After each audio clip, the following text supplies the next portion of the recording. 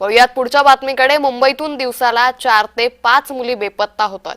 महाराष्ट्रात मुली सुरक्षित नाहीत हे या आकडेवारीतून स्पष्ट होतंय। गेल्या 10 महिन्यात मुलींच्या अपहरणाचे 1187 गुन्हे हे दाखल झालेले आहेत। त्यामुळे महाराष्ट्रात मुली सुरक्षित नाहीत हे यातून स्पष्ट होतंय। गेल्या 10 महिन्यात मुलींच्या अपहरणाचे 1000 गुन्हे हे दाखल करण्यात आले। खरतर प्रशासनाकडून या सगळ्या संदर्भात अजूनही काही ठोस उपाययोजना केल्या जात नाहीयेत। अजूनही महाराष्ट्रात मुलींवरच्या अत्याचारासंदर्भातल्या घटनांमध्ये दिवसेंदिवस वाढ होताना दिसून येते। त्यामुळे कितीही महाराष्ट्र प्रगतीच्या मार्गावर असला तरीही अजूनही महाराष्ट्रात मुली सुरक्षित नाहीत हे या आकडेवारीतून स्पष्ट होतंय। तर महाराष्ट्रात मुली सुरक्षित नाहीत हे यातून स्पष्ट होतंय।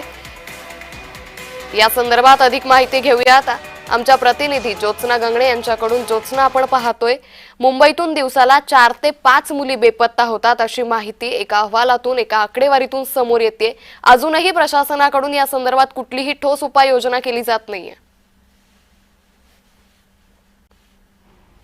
अंकिता, अगदी बरोबर आहे। गेल्या 10 महिन्यात म्हणजे जानेवारी ते ऑक्टोबर या 10 महिन्याचा जर कालावधी काढला तर मुंबईमध्ये दिवसाला 4 ते 5 या आकडेवारीनुसार आतापर्यंत 1187 मुली ज्या आहेत त्या बेपत्ता झाल्याची माहिती समोर आलेली आहे। आणि ही माहिती जी आहे ती मुंबई पोलिसांकडे जे FIR दाखल झाले आहेत त्याच्यातून ही माहिती उघड झालेली आहे। आणि महिलांच्या विषयी जर गुन्हे बघितले फक्त मुंबईमध्ये तर मुंबईमध्ये जानेवारी ते ऑक्टोबर या दरम्यान जे आहे 5800 पेक्षा जास्त गुन्हे जे आहेत ते महिलांच्या विरोधात घडलेले आहे। याच्यामध्ये अनेक मुली ज्या आहेत घरामध्ये भांडण तंटा झालं की घर सोडून जाणं किंवा ते कोणाच्या तरी मित्राच्या किंवा मैत्रिणीच्या सोबत बाहेर जाणं आईवडिलांना न सांगता किंवा नवरा बायकोची भांडणं अशी अनेक गोष्टी ज्या आहेत त्या याच ठिकाणी समोर आलेल्या आहेत। मात्र यापैकी पोलीस प्रशासनाकडनं कारवाई केली असून 1187 पैकी 1118 गुन्ह्यांची उकल झाली असून अनेक मुली ज्या आहेत त्या पोलिसांनी पुन्हा एकदा पकडून त्यांच्या आईवडिलांच्या ताब्यात देण्यात आलेल्या आहे। मात्र मुंबईमध्ये अशा प्रकारे दिवसाला 4 ते 5 मुली बेपत्ता होणं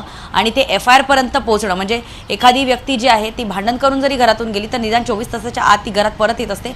मात्र आपण बघतोय की जानेवारी ते ऑक्टोबर या महिन्यात या 10 महिन्यात जवळपास 1187 मुली ज्या ऑन रेकॉर्ड म्हणजे त्यांच्या आईवडिलांना जी आहे ती पोलिसांमध्ये जाऊन तक्रार करावी लागली अशा मुली ज्या आहेत त्या दिवसाला 4 ते 5 अशा प्रकारे या आकड्यानुसार बेपत्ता होतात। मात्र पोलीस प्रशासनाकडनं जे आहे ते कारवाई करण्यात येते।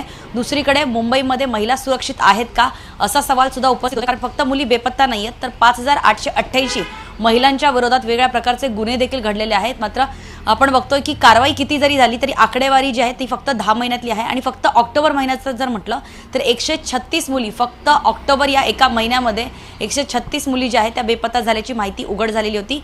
पोलीस प्रशासनाकडनं कारवाई करण्यात येते। पोलीस प्रशासनाकडनं जे आहेत ते जागोजागी CCTV लावण्यात येतात। त्याचबरोबर निर्भया पथक सारखे जे पथक आहेत महिला पोलिसांचं ते जागोजागी फिरत असतं।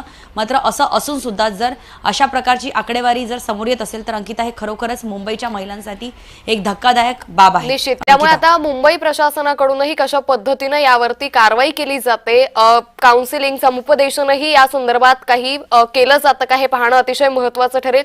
तुर्तास धन्यवाद ज्योत्स्ना, आपण दिलेल्या सविस्तर माहितीसाठी।